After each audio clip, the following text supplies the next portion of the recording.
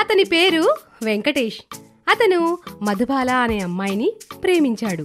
ఆ విషయం చెప్పడానికి వెంకటేష్ ఆమె దగ్గరకు వెళ్ళి ఇలా అంటాడు. మధు, ఎప్పటినుంచో నేను నిన్ను ప్రేమిస్తున్నాను. ఆ విషయం చెప్పడానికి నాకు మాటలు సరిపోవటం లేదు. నా గురించి పూర్తిగా ఇదిగో ఈ ఉత్తరంలో రాశాను. నువ్వు దాన్ని చదివి నీకిష్టమైతే, మధు నీకు ఇష్టమైతేనే రేపు ఇదే టైంకి ఇక్కడికి వస్తాను. ఏ విషయమైంది నాకు చెప్పు. మర్చిపోద్దు మధు, ఉత్తరంలో ఉన్న ప్రతిదీ చదవాలి. మధు ఆ ఉత్తరం తీసుకొని అక్కడి నుంచి వెళ్ళిపోతుంది. ఆ మరుసటి రోజు ఉదయం వెంకటేష్ మధు కోసం ఎదురు చూస్తూ ఉంటాడు. ఇంతలో ఆమె వస్తుంది. అప్పుడు వెంకటేష్ ఇలా అంటాడు. మధు, నీకు నిన్న ఉత్తరం ఇచ్చాను కదా, దాని విషయం ఏం చేసావు? ఏదో ఒకటి నాకు చెప్పు మధు.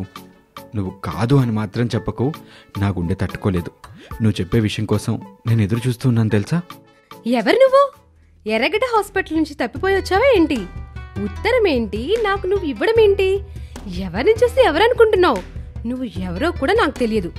మర్యాదగా ఇక్కడి నుంచి వెళ్ళు, లేదంటే పోలీసులను పిలుస్తాను అని ఆమె అనగానే వెంకటేష్ చాలా కోపంగా అక్కడి నుంచి వెళ్ళిపోతాడు. అతను ప్రతిరోజు ఆమె కోసం తిరుగుతూనే ఉంటూ ప్రపోజ్ చేస్తూనే ఉంటాడు. కానీ ఆమె మాత్రం తిరస్కరిస్తూ ఉంటుంది. అలా రోజులు గడిచాయి. బాగా విసిగిపోయిన వెంకటేష్ తన స్నేహితుడైన ప్రవీణ్ కి కాల్ చేసి జరిగిన విషయమంతా చెప్తాడు. రేయ్ ప్రవీణ్, నాకు దక్కంది ఎవరికి దక్కకూడదు. దాని ముఖం మీద యాసిడ్ పోయి అప్పుడు చచ్చినట్టు అది నన్నే పెళ్లి చేసుకోవాలి అని వెంకటేష్ అంటాడు. ఆ మరుసటి రోజు ప్రవీణ్ తన స్నేహితుడు వెంకటేష్ చెప్పినట్టుగానే యాసిడ్ తీసుకొని అతని దగ్గరికి వస్తాడు. ఇంతలో మధుబాల అటుగా వెళ్లడం గమనించిన వెంకటేష్ ఇలా అంటాడు. అరే అదిగో ఆ అమ్మాయి మధుబాల, దానిపైనే నువ్వు యాసిడ్ పోయాలి. ఆ దొంగకి చెప్పావా లేదా? రే, నువ్వేం కంగారు పడకరా. వాడికి నేను ఫోటోలు సెండ్ చేశాను. ఇప్పుడు వాడంతా చూసుకుంటాడు. కానీ వాడు ఎక్కువ డబ్బులు అడుగుతున్నాడు రా. ప్రవీణ్, ఎంత డబ్బైనా సరే ఇస్తాను, దాని గురించి ఏమీ ఆలోచించద్దు. పని మాత్రం జరిగిపోవాలి అని అంటాడు. కొంత సమయం తర్వాత ఒక దొంగ పరిగెత్తుకుంటూ వచ్చి ఆమె ముఖంపై యాసిడ్ పోసి వెళ్ళిపోతాడు. దాంతో మధుబాల కుప్పకూలిపోతుంది. అమ్మో అమ్మో, మంట, కాపాడండి కాపాడండి, అమ్మా మంట అంటూ పెద్ద పెద్దగా అరుస్తుంది. వెంటనే వెంకటేష్ ఆమె దగ్గరికి వెళ్లి ఏమీ తెలియనట్టుగా ఇలా అంటాడు. మధు, ఏమైంది? నీకేం కాదు. మధుబాల, నీకు నేనున్నాను. నీకేం కాదు, నువ్వు జాగ్రత్తగా ఉండు అంటూ వెంకటేష్ ఆమెని హాస్పిటల్ కి తీసుకెళ్తాడు. అలా రోజులు గడుస్తాయి. ఆమె ఆరోగ్యం కూడా కుదుటపడుతుంది. కానీ ఆమె ముఖమంతా పాడైపోతుంది. చూడు మధు, నేను నీ అందం చూసి ఇష్టపడలేదు. నేను నిన్ను మనస్ఫూర్తిగా ఇష్టపడుతున్నాను మధు. నువ్వు సరే అంటే ఇక్కడే పెళ్లి చేసుకుంటాను. నా ప్రేమను దయచేసి అర్థం చేసుకో అని అంటాడు. అప్పుడామె అతని ప్రేమ నిజమైంది అని పెళ్లి ఒప్పుకుంటుంది. అలా ఇద్దరికి పెళ్లి జరిగిపోతుంది. వాళ్ళు దూరంగా వెళ్లి ప్రశాంతంగా నివసిస్తారు. ఇప్పుడు మధుబాల గర్భవతి. ఆమె చాలా సంతోషపడుతూ ఉంటుంది. వెంకటేష్ కూడా చాలా సంతోషపడతాడు. వెంకటేష్ ఒకరోజు, మధు, నేను ఆఫీస్కి వెళ్ళొస్తాను, జాగ్రత్తగా ఉండు అని చెప్పి వెంకటేష్ ఆఫీస్కి బయలుదేరతాడు. అతనికి మార్గ మధ్యలో ఒక అమ్మాయి కనబడుతుంది. వెంకటేష్, ఎక్కడికి వెళ్ళిపోయావు? ఆ రోజు ప్రేమలేఖ ఇచ్చావు. అప్పటినుంచి నా కంటికి కనబడమే లేదు. నేను ఎంత వెతికానో నీకోసం. పద, మనం ఇప్పుడే వెళ్ళి పెళ్లి చేసుకుందాం అని ఆమె అనగానే వెంకటేష్ కి అంతా అయోమయంగా ఉంటుంది. వెంకటేష్ తన మనసులో, ఏమెవరు? అచ్చం నా భార్య మధులా ఉంది. ఉత్తరం ఇచ్చానని చెప్పింది. ఆ దొంగ నా కళ్ళ ముందే కదా మధుపై యాసిడ్ పోశాడు. మరి ఏమెవరు? నాకెందుకో ఏమీ అర్థం కావటం లేదు. వెంకటేష్, ఏమైంది? ఏం ఆలోచిస్తున్నావు? నాకు పెళ్ళైపోయింది, నన్ను క్షమించు అంటూ అక్కడి నుంచి వెళ్ళిపోతాడు. అతను పక్కకు వచ్చి వెంటనే తన స్నేహితుడికి కాల్ చేసి జరిగిన విషయమంతా చెప్తాడు. అప్పుడు తన స్నేహితుడు, అరే, చిన్న పొరపాటు జరిగిపోయిందిరా. ఆ రోజు అమ్మాయిపై యాసిడ్ పోసిన తర్వాత ఆ దొంగ పరిగెడుతూ ఉన్నప్పుడు అచ్చం మధులాగే ఉన్న ఇంకో అమ్మాయి కనబడిందంట. ఆ దొంగ యాసిడ్ పోసింది వేరే అమ్మాయి మీదేమో అనుకుని ఈ అమ్మాయి మీద కూడా యాసిడ్ పోసాడంట్రా.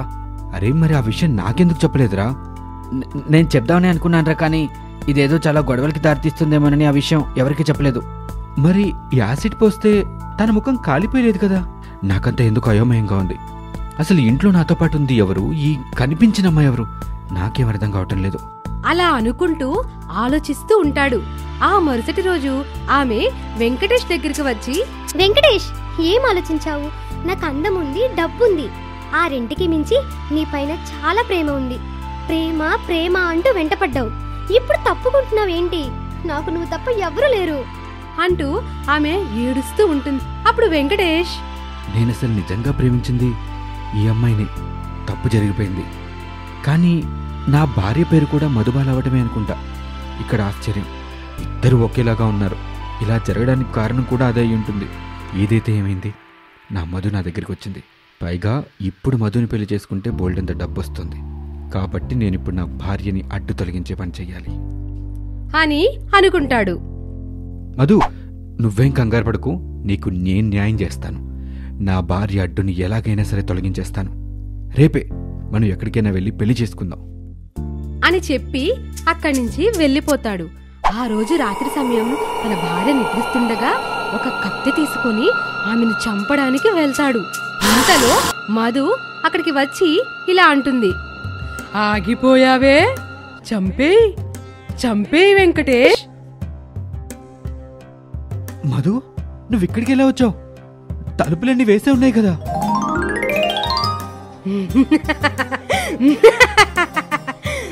ఇంకా ఎంతమంది ప్రాణాలు తీస్తావు? మధు, వదులు, నన్ను వదులు మధు, వదులు, లే మధు, కాపాడండి.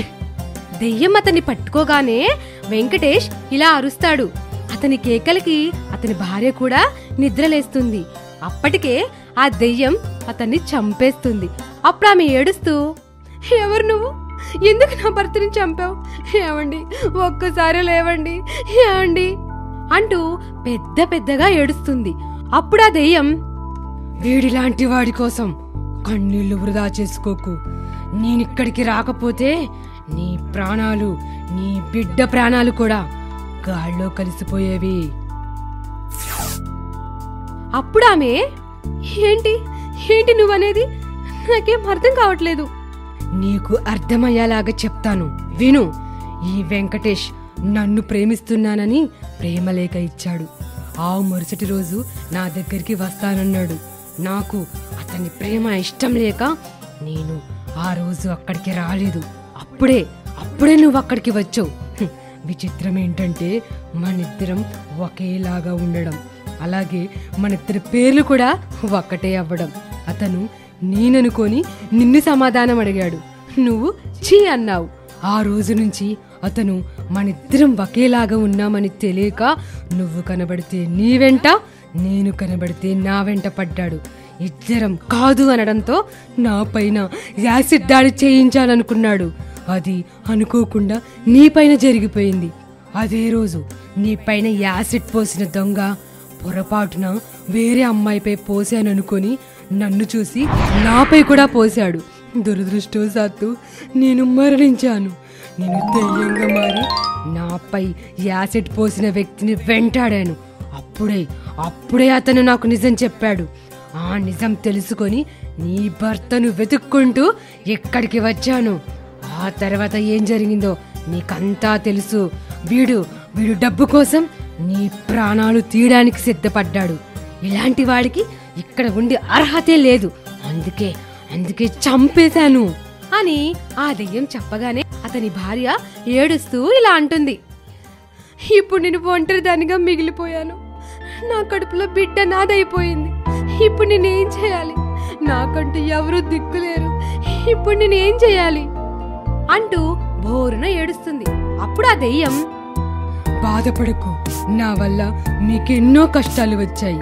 ఆ కష్టాలన్నీ నా ద్వారానే తీరుస్తాను అంటూ ఆమె రూపాన్ని మంచిగా మారుస్తుంది.